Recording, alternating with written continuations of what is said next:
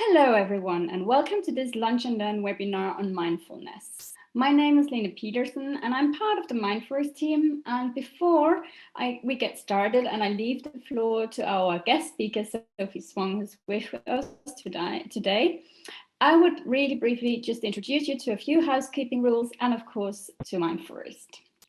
So a few general rules would be that we would kindly ask you to mute yourself when you're not talking. And then in the event of a poor internet connection, just try to turn off your video for a better sound. This way you can really follow the session, but just we can't see you in that moment. This also means that if Sophie or if I turn off the video, then it is in order to get through to you with our voice, and we will try to reconnect with the video when it's a bit more stable. Now, during the webinar, please do write your questions in the chat, introduce yourself to each other either in a private message or in public, and also ask all the questions that you want. Sophie will go on to those either during the webinar or at the end. Now, before we get started, what is MindForest? For those of you who are with us for the first time, MindForest is a change management company with around 20 years of experience in the public as well as private sector.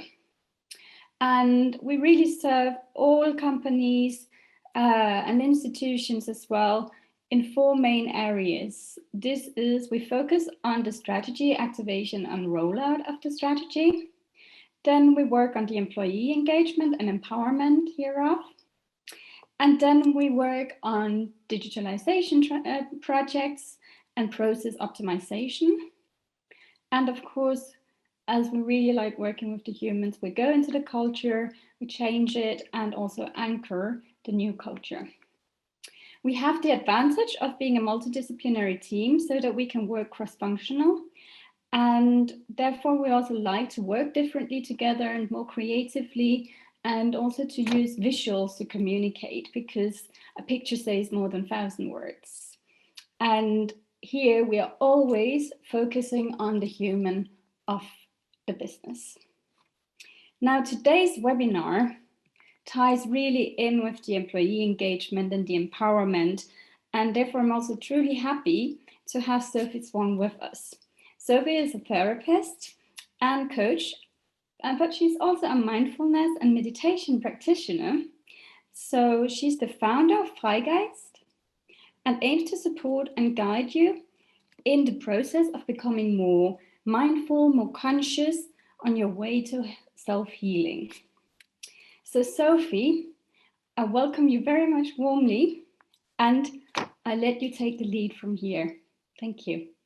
Hello, everybody. My name is Sophie, and yes, I'm happy to be here with you today. And yes, I would like, okay, maybe some little thing about myself. I'm myself a practitioner, meditation practitioner. I've been practicing meditation for 15 years now. And my background is Vajrayana meditation, so I'm quite anchored in this Tibetan Buddhism, as it's called.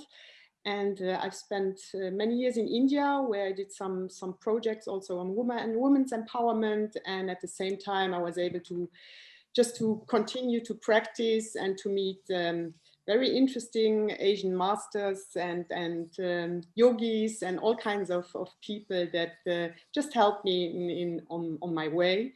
And so I'm very happy to have you here. And I would just like to start maybe with a small introduction around where each one of you can tell us his name and her name, and whether she has experience with meditation or not, because it would be, I would be interested to know that. So maybe we start, yeah, Lena, you're next to me, maybe you want to start? I can happily start. Well, I already introduced myself. I'm Lena Peterson and I'm part of MindForest, and personally I'm myself very much into well-being and happiness at work and the engagement side. And I actually do meditate every morning for around 10 minutes approximately, and I have really anchored this into my lifestyle. So I'm very happy to be here, and for me it really creates awareness and helps me set the mood for the day. Okay, so my intention for you today is to give you guidance on how to practice meditation. Meditation is a very broad field, so in like an hour we'll just be able to tip our toe into the ocean of meditation. But nevertheless, I would like to give you two easy and at the same time powerful exercises to start. One is like a breathing preparation, and the other one is a breathing meditation. So I suggest we are going just, I'm going to talk a little bit with you and just ask also a few questions. You're really invited to participate at the discussion. It's beautiful when it's interactive and we have different points of views. We have to keep track of the time a little bit. So I suggest that we just start, and I would like to ask one question to you is, what do you think that all beings have in common?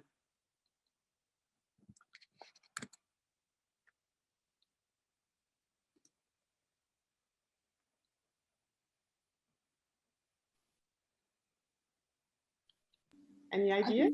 Chat is breathing. Breathing, yes. Love. Okay. Body, emotions, and thoughts are written in the chat. All human beings. The body, emotions, and thoughts, yes. And we have one longing, which is the same longing than all sentient beings, let's say, all beings that live on this planet, is that we want to be happy. So I guess all beings want to be happy, and all beings want to avoid suffering also. Even the smallest ant wants to avoid suffering, yeah?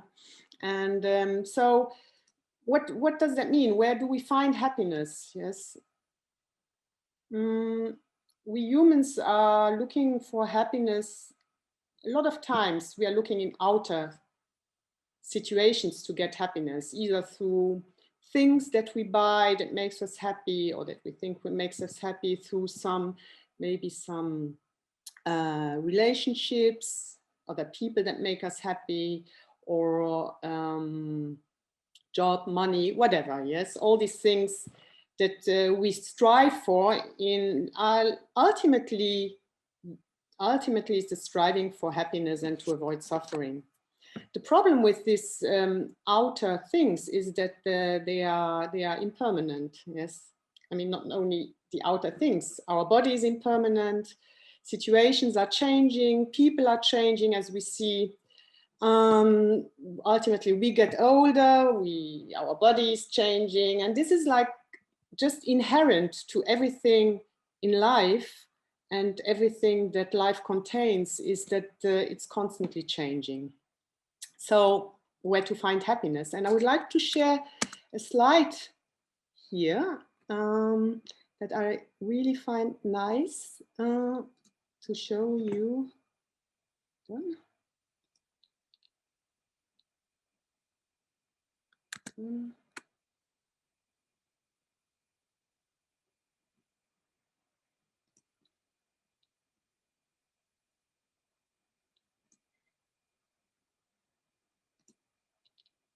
So where to find happiness? Oops.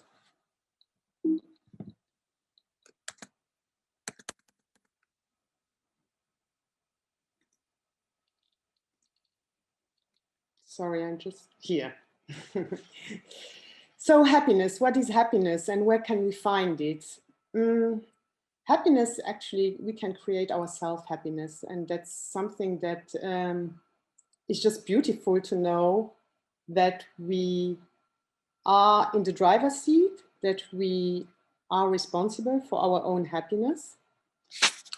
And happiness is a state of mind, yes. So what does that mean, a state of mind? A state of mind, what is mind? Now, I would like just for you to reflect on, what do you think is mind, or what do you where do you think we can locate mind? Does it have a shape? Does it have a color? Where do we think? Where is it sitting? What do you think? Where would you see mind?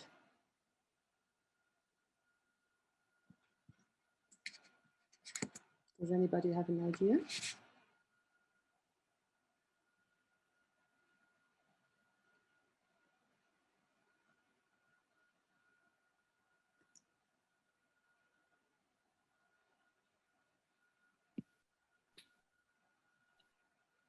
So in the chat we have inside me. Mm-hmm. Okay. So actually mind is something that cannot be defined. It's something that is, now from the Buddhist perspective, we would say it has attributes that we can describe.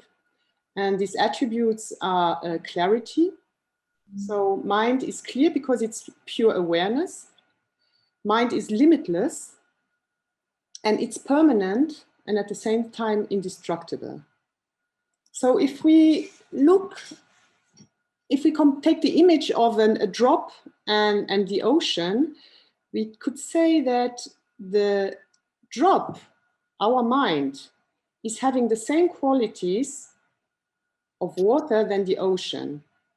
So in the same way, our mind, which is contained in a body, has the same inherent qualities of clarity, indestructibility, and pure awareness as the mind in itself, which is much greater, which would be the ocean. Now, why don't we experience it this way? Actually, we have a body and we have a mind that is conditioned also, in the sense that it is believing that it's separate from the ocean. So this ego mind, you can call it, is believing in separation, is identifying with this body and identifying with this separateness. And this feeling of separateness, or this identification with separateness, is creating all kinds of disturbing emotions. Because obviously you are separate, if you feel separate from the rest, it's going to affect the way you feel, in the sense that so big outside and it's so small, you are so small. So if you identify with this state, it's going to cause all kinds of disturbing emotion. We are going to see the things outside of us, and it's going to, either we are going to be attracted to them, or we're going to not want them, to develop an aversion to them, or we go into a kind of confusion that we don't know how to handle situations. So these are all these unclear states of mind that we are, because we are conditioned, our mind is conditioned. So how can meditation help there? Because ultimately it's not really a nice state to be constantly in some disturbing emotions. So meditation can help in the sense that you create a gap during meditation, which allows you to observe your mind. That means that meditation is a method for mind to recognize itself, to observe itself, and ultimately to recognize itself. Mind is actually working like an eye. An eye sees everything, but it's not capable of seeing itself. And meditation allows you to see your mind, to observe your mind, and to, at the same time, to disconnect with all these layers of ignorance, of disturbing emotions that your conditioned mind is creating. So how to meditate? Now, meditation is bringing the mind's attention to the present moment, yes? And it's only the present moment that you focus on, and you just don't give any concerns about what is happening outside, what is happening insight, what kind of thoughts we have, what kind of feelings you have. You just observe and you just stay at the present moment. So this is something that might sound easy, but this is something that is quite quite a challenge, yes, and it's something that really needs also training in order to establish a habit to this. Now, how can we connect this awareness technique and this technique of, or this method of observing with our daily habits? The connection is through breathing. Breathing connects the body and the mind. Breathing is something that is always happening. It's always in the present. It's always making us live. And at the same time, it's something where we don't really pay attention to. And breathing is a very powerful tool. And if you look at all the yogic techniques, they're always using breathing as a passage from the body level, from the material level to the spiritual level. So breathing is very important. And now, if you want to start meditation and you use this breathing, there are, of course, let's say, hindrances that appear on the way. And these hindrances can be that our mind gets just distracted by thoughts. These hindrances can be on a body level, that our body starts aching or starts itching or starts doing things on its own, and that we get just taken apart, or that we are drifting apart from this breathing. It's just very normal. It's a normal effect. And what is always said is that you treat these things, that this sensations as clouds in the sky. Means you just, they appear and they are there for a while and then they go again. And if you find yourself during meditation, your mind to drift apart, and you just notice this, the moment when you notice it, it's already consciousness coming in, and it gives you already the ability to come back to your breathing. So basically, this is the way meditation works. And it's something that, as I said, has to be trained. Our mind has the habit to jump. It's very volatile. It's jumping on the one hand to all these things that the senses catch, and on the other hand, it's jumping also inside in our imagination. So it's a bit like a wild horse that has to be tamed before we can work with it. So it's really important first to calm the mind down, and then to start working with the mind. Because if the mind is not calm, we will not be able to work with it. We will not be able to hold it. Yeah. So if you want to establish a meditation practice, the ones that are meditating, we have some people here, some participants that have been meditating for very long, so they know all these things. But I still would like to give some tips on how you can establish a meditation practice, and some tips how your meditation practice will be easier. First, it would be good if you choose one place at your home where you say, okay, this is my meditation spot.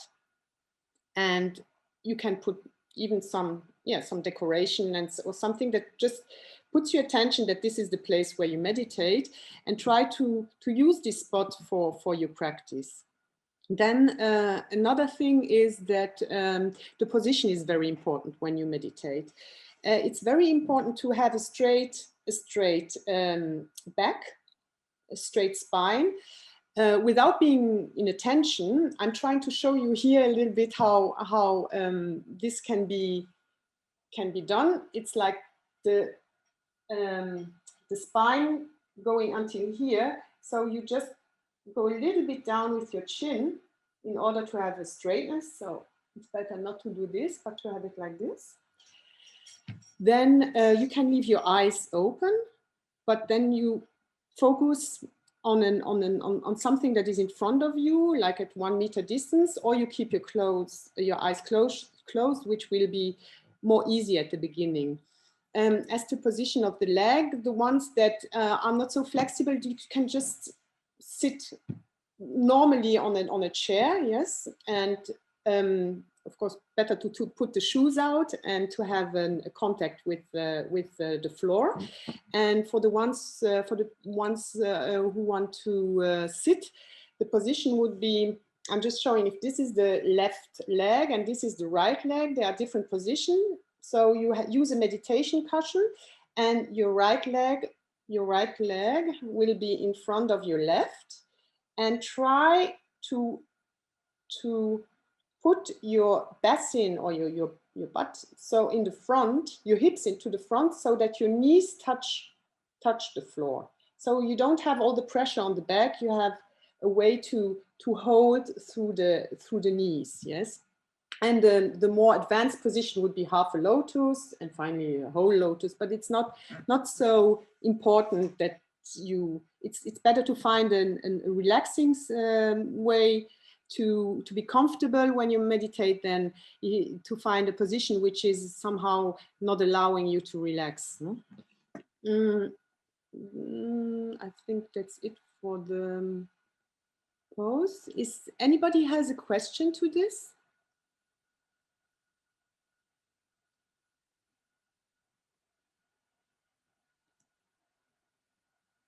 No? Okay. So I would suggest we start with a breathing exercise, which is an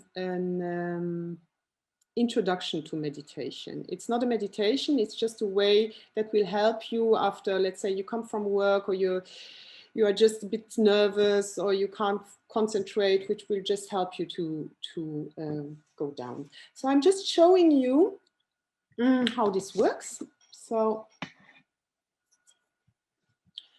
you take the right hand and the right thumb, and you put it on your right nostril. You close your right nostril, and for 5 counts, I'm just going to first show you and then we can do it together. For 5 counts, you're going to inhale. So this. Then you breathe in, then you hold, and you close the left nostril. You hold for 5 counts, and then you breathe out with your right nostril for 5 counts.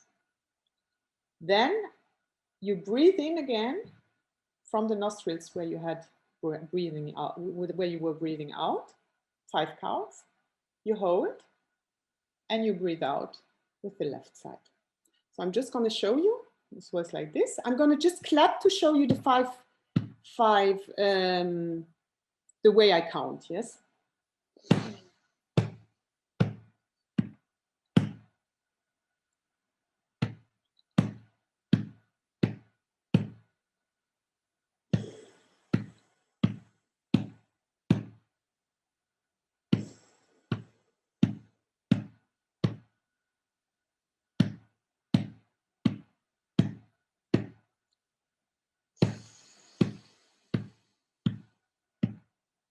So this is one cycle. So does anybody have a question to that before we start? Are you ready? Okay. So we start holding the right nostril closed and inhalating for 5 counts.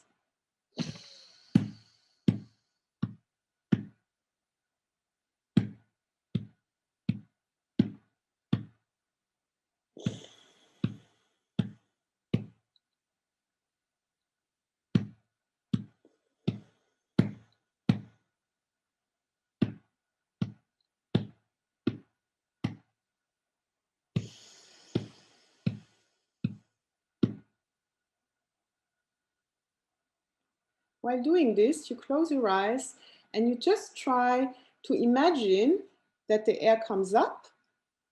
Then you focus here between your eyebrows and that the air comes out. And then again in. When you hold, you focus on this place and you breathe out. So I'm going to do it again.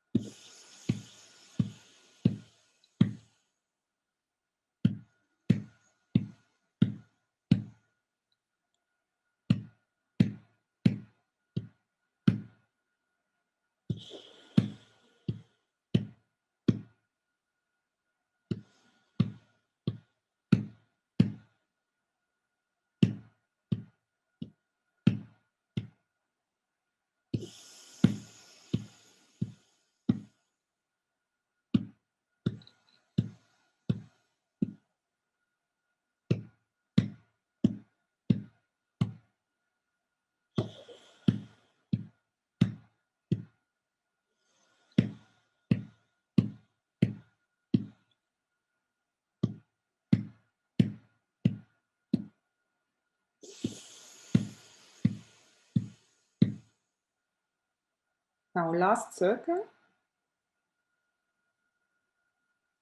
Try to breathe in really deeply.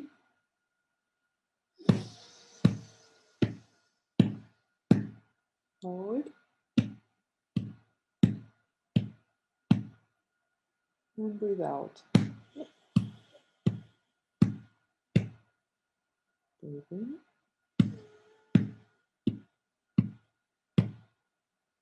Hold. And breathe out.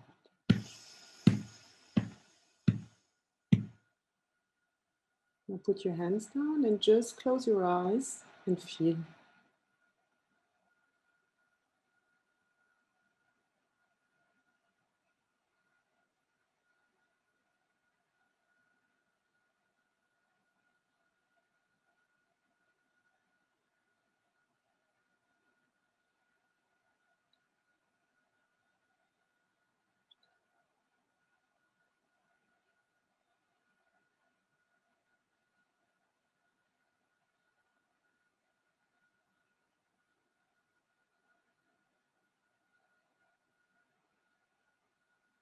Okay. So this was the first exercise. Is anybody having a question concerning this? Did you have difficulties? How was it? Was it easy? How do you feel now? A bit more relaxed, Sophie. Okay. There's a question if the rhythm is important. Well, actually it is, but you can establish your own rhythm. As we are in a group here, I try to have a group rhythm, but if this, you just have to see what is your rhythm, yes. And also while you practice this, it's going to be, you are going to be able to breathe more deep within in a certain time. So you might slow down the rhythm. And yes. Mm-hmm.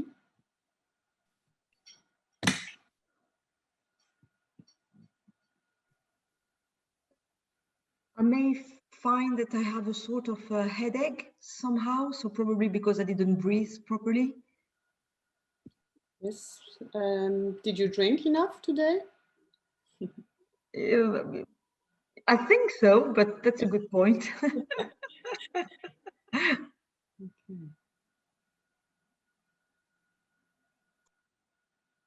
Yeah, it's important to do this practice in a relaxed manner. If you feel that you have difficulties to hold, yes, you just count a little faster and then you breathe out. Yes, you find your own rhythm and it will establish in time. This is a very nice meditation. It's not a meditation, it's a breathing exercise. It's a very nice breathing exercise also if you are, let's say, feeling disbalanced, because it coordinates the left and the right brain parts. So it's something you can just do it everywhere. Yeah, I mean, it's something that is very easy to practice, and it's quite helpful. Yes, and also you can do that before you start your meditation.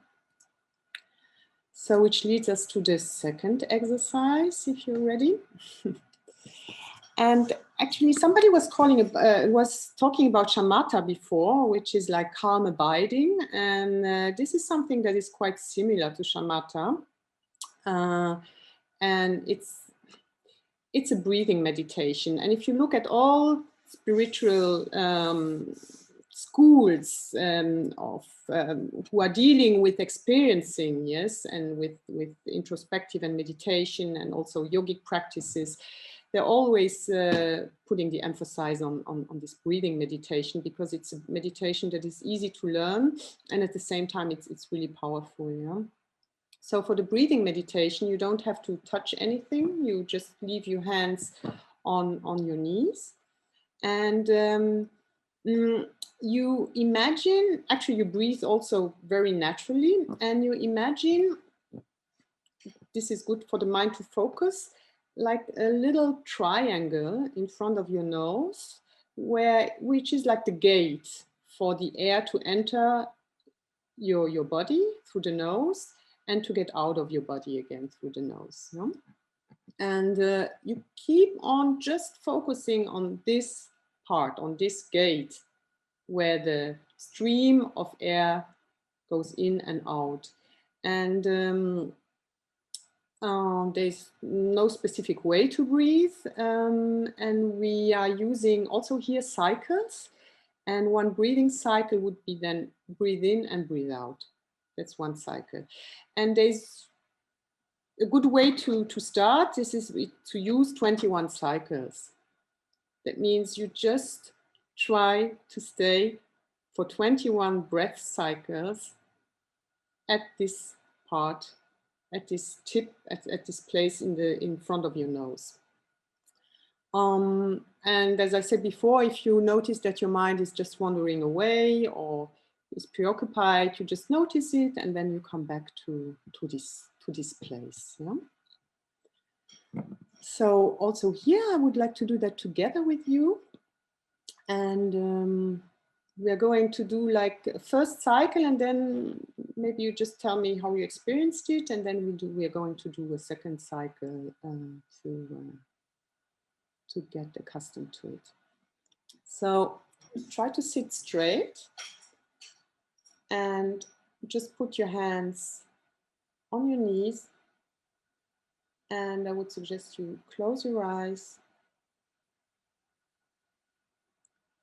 and you focus on this triangle, which is the gate of your breath, and very naturally you start breathing.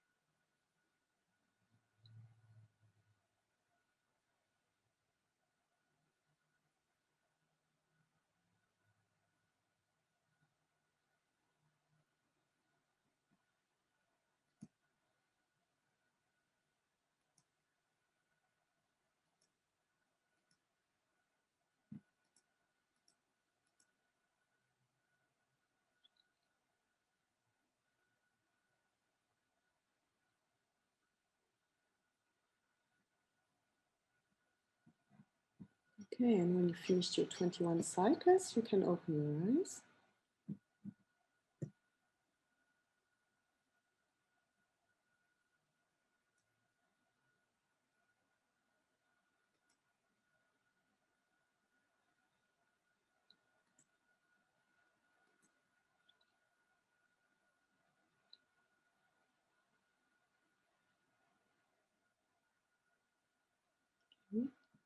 Does anybody have a question?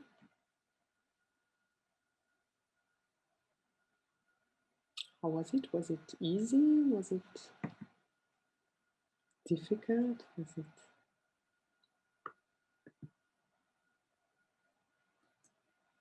You can also write in the chat if you don't feel like talking. It was very difficult for me. I have to admit, I had thousands of thoughts coming back to the triangle, going out, coming back. It's it's difficult.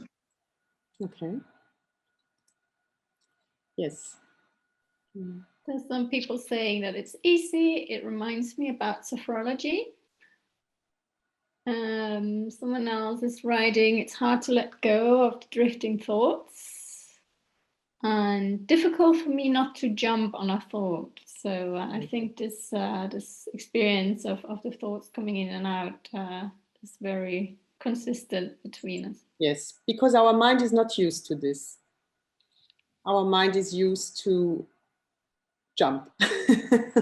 And it's also inherent to the mind to jump. And that's what is called training, yes? And it's really something, it takes really some time to establish this habit. It will come, I'm assuring you, it will come that the mind can settle down, but it will need some practice. It's very, very important to practice this because we are really not used to it, and we are also not learning this nowhere. As children, we are not learning it. There are some countries where children are taught meditation already in school, so the mind gets the habit of doing this, yes, of working like this, but we don't have that. So it's very normal, yes, that at the beginning that's also 21 counts doesn't seem very long, but actually if you have to concentrate for 21 cycles on one point, yeah, we experience how difficult it is. Huh? So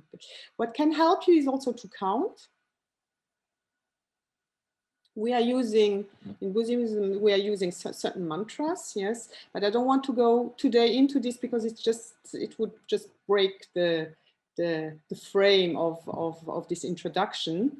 But there are some tricks and some ways to, which keep the mind actually busy while you are meditating, and counting is a good start. It keeps it just focused, it makes the mind focus on counting, and then it has something to do. It's like a dog who gets an how do you call that, knochen, and A bone. a bone to chew on, yeah? So your mind gets something to chew on.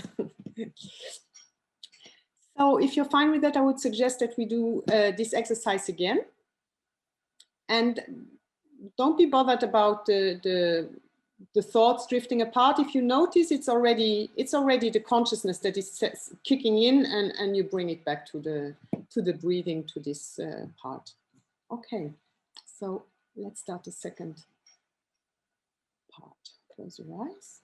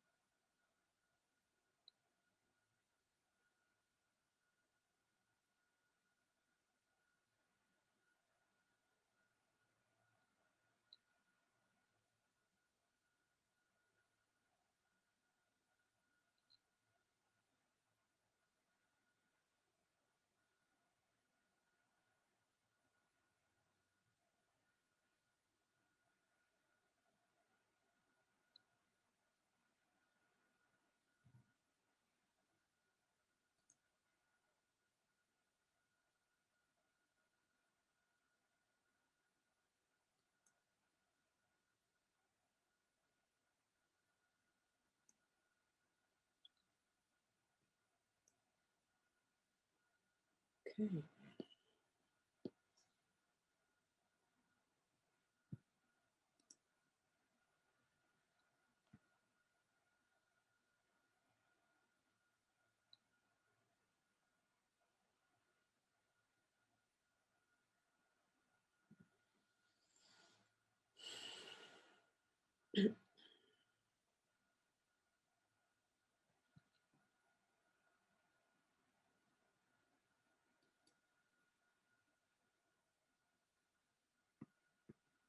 So, any questions? There is one in the chat. Why 21 is important? It's just a number. You can do 20, you can do whatever. It's just a number, but it's based on experiences that it is what is feasible, especially if we start with meditation. Yeah, so it's like a good number to start with. Afterwards, you can of course extend. When you feel that this 21 is easy, then you just continue. Yeah? It's super.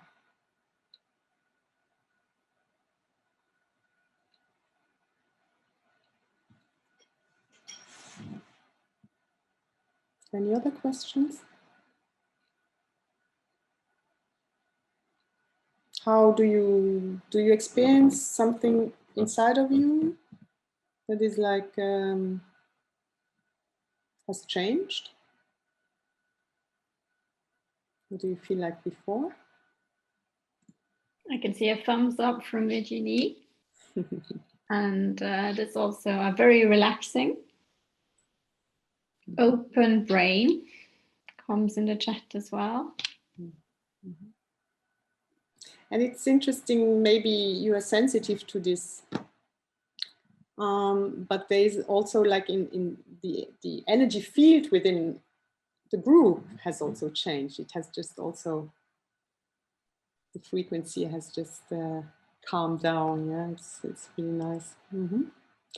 Okay, now maybe some practical tips as to your meditation practice. So this first is breathing exercise. Yeah, just to let go a little bit what has happened during the day and the things you were busy with as an introduction, and then doing this breathing meditation.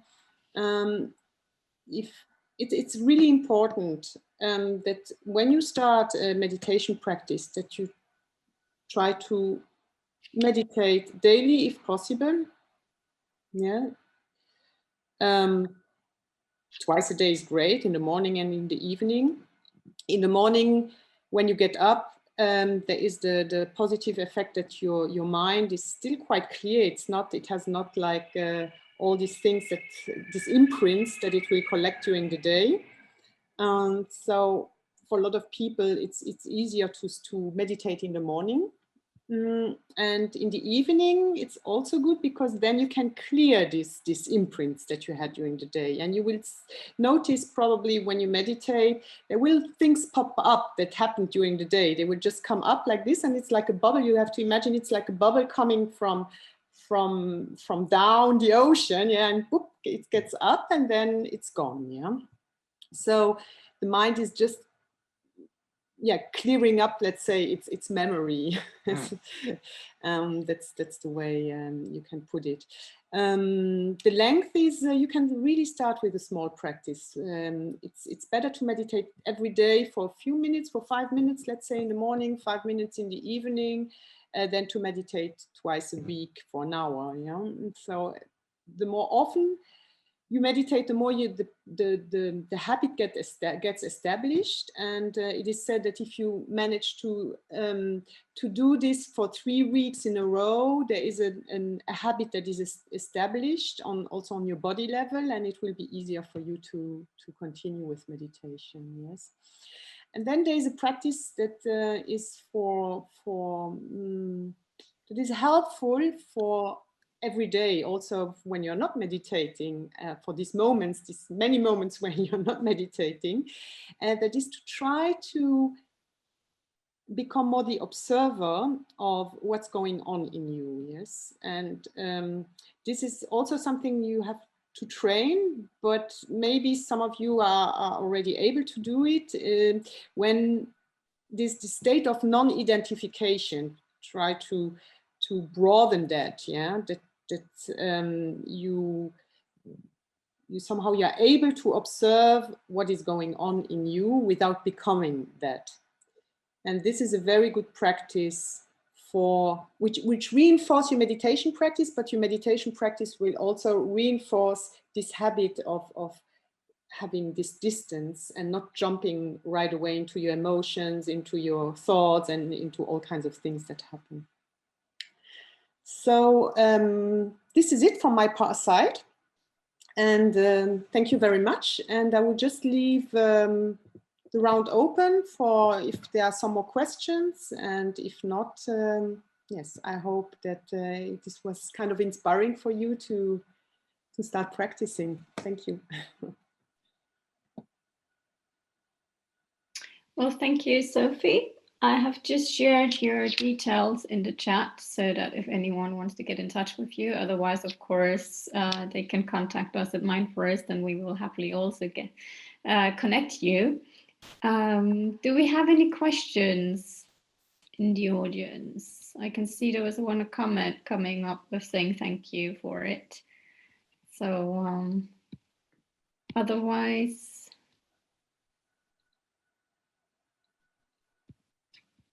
I will just very briefly share some information with you,